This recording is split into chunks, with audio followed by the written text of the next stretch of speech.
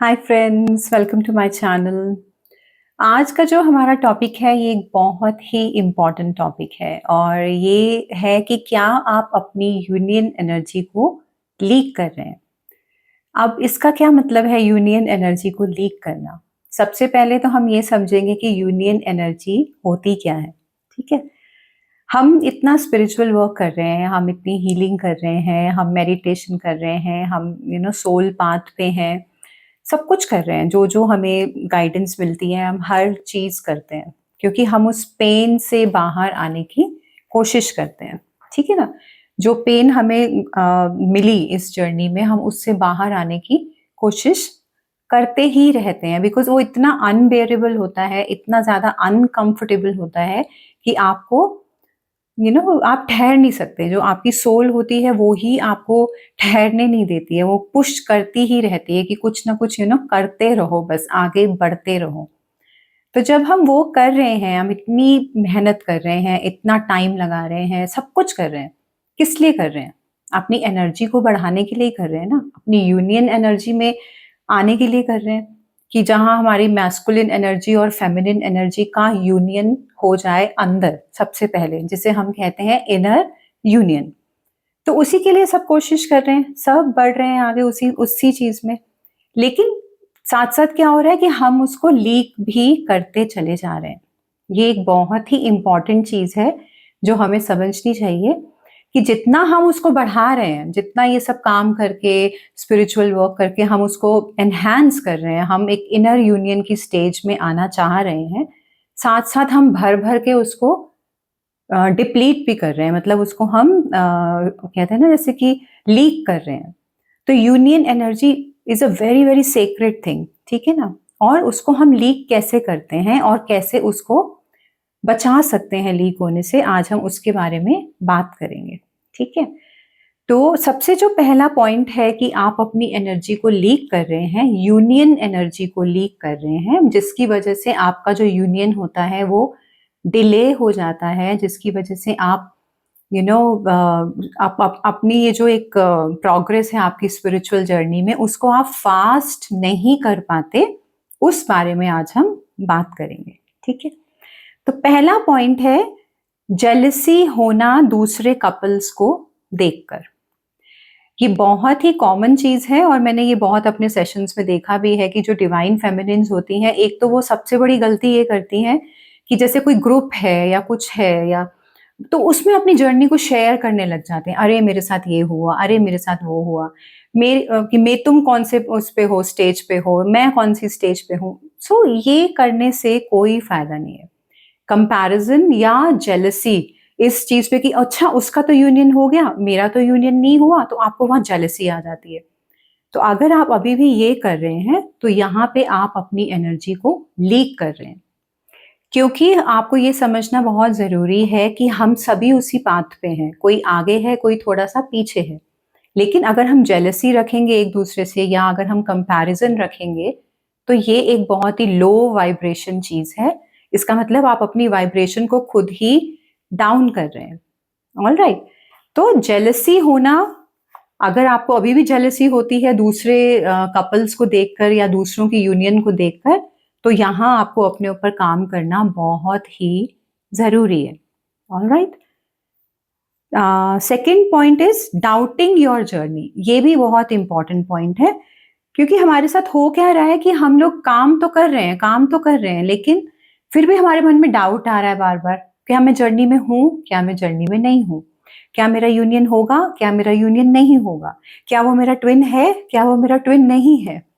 तो इतना ज़्यादा डाउट अगर चल रहा है अभी भी, इतना काम करने के बाद या इतने वीडियोज़ देखने के बाद, अगर अभी भी आपको ये क्लैरिटी नहीं है या आपको फेथ नहीं है, आपको ट्रस्ट नहीं है अपनी जर्नी पे, तो आप अपनी यूनियन एनर्जी को बहुत ही ज़्यादा ड्रेन कर रहे हैं। ठीक है ना? क्योंकि यहाँ पे ट्रस्ट और एक फेथ रखना बहुत ही इम्पोर्टेंट चीज़ है। और मैं ये नहीं कह रही कि आप ब्लाइंड फेथ रखिए कि नहीं जी, आँख बंद करके आप ट्रस्ट कर लो, नहीं।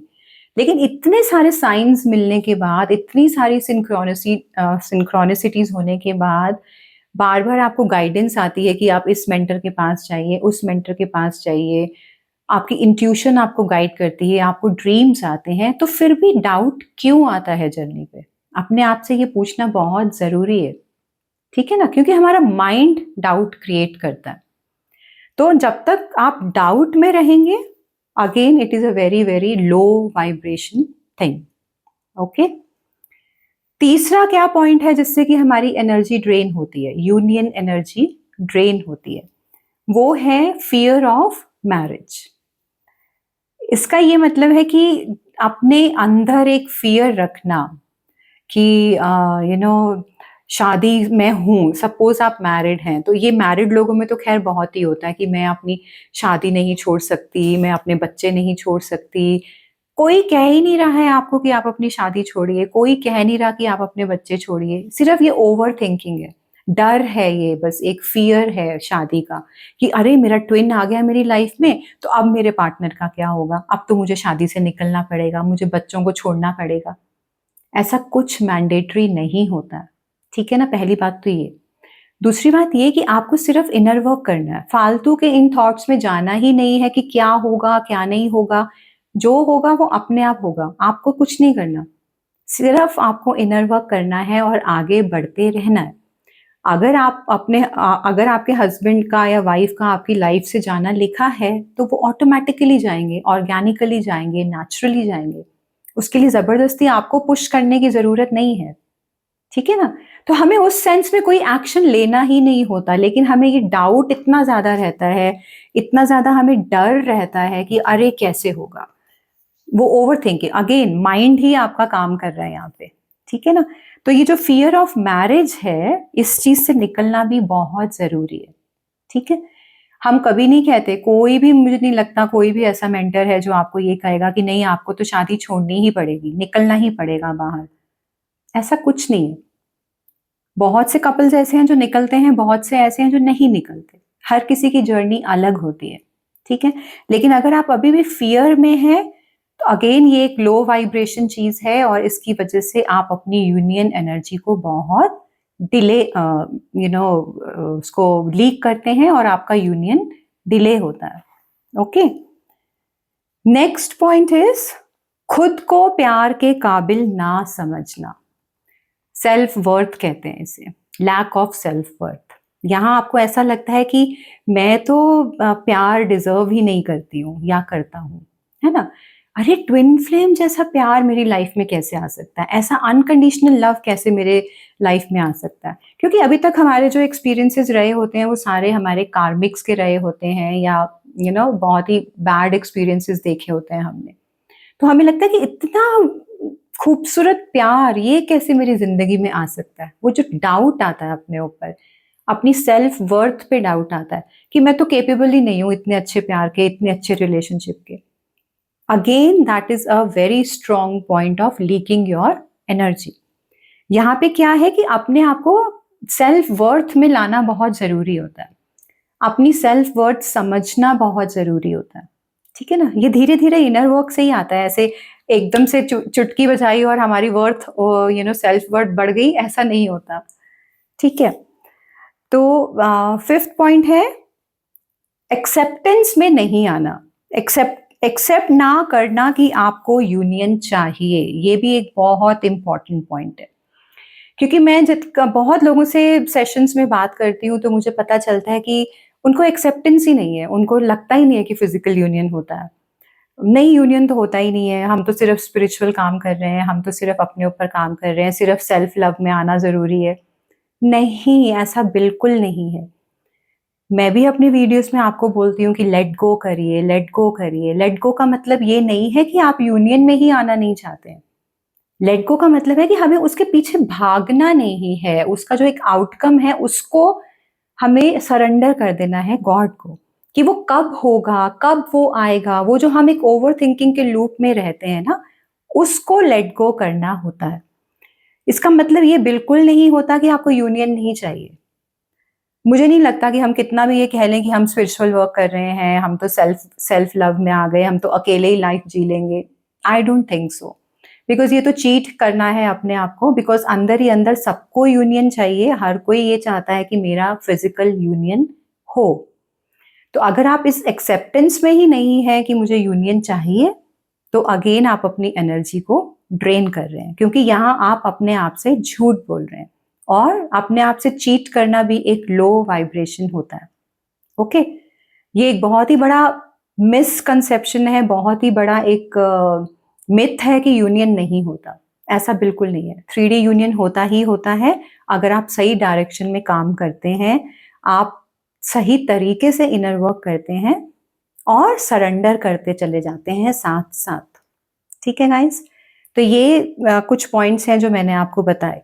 अब इसमें हम कर क्या सकते हैं, हम कैसे स्टॉप कर सकते हैं इस अपनी जो यूनियन एनर्जी को ड्रेन होने से, क्योंकि हम इतना काम कर रहे हैं, होता है ना, बहुत बार मेरे पास भी क्वेश्चंस आते हैं कि मैम मैं इतने अच्छे से इनर वर्क कर रही हूँ, मुझे 1 साल हो गया, 1.5 साल हो गया, 2 साल हो गए, लेकिन again I come back to the square one. मैं वहीं आ जाती हूँ वापस घूम फिर के, फिर से ड्रेन हो जाती हूँ, मैं फिर से चेस करने लगती हूँ। वो क्यों हो रहा है? क्योंकि आप अपनी एनर्जी को आप ड्रेन करते जा रहे हैं साथ साथ। ठीक है ना गाइस?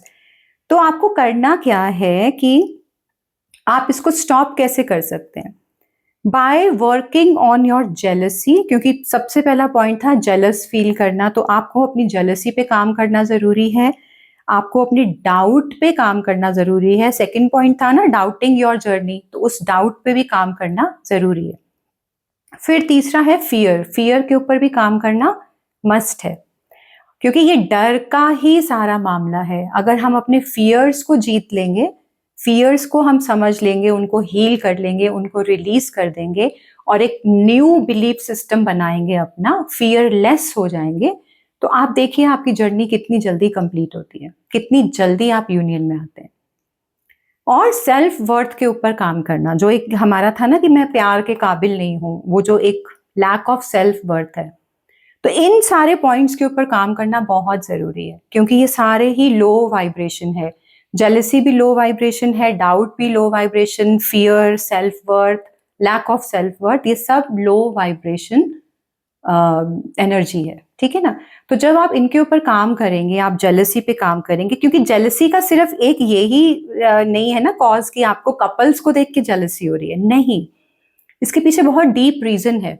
इसका रीजन ये है कि आप अंदर ही कहीं ना कहीं आपके अंदर जेलसी का एक वाइब्रेशन है, आपके अंदर जेलसी की एक एनर्जी है, और आप जब धीरे धीरे अपने अंदर जाएंगे, डिग करेंगे और डीप में जाएंगे और डीप में जाएंगे, तो आपको पता चलेगा कि आप और कहाँ कहाँ पे जेलस होते हैं, किस किस से जेलस होते हैं।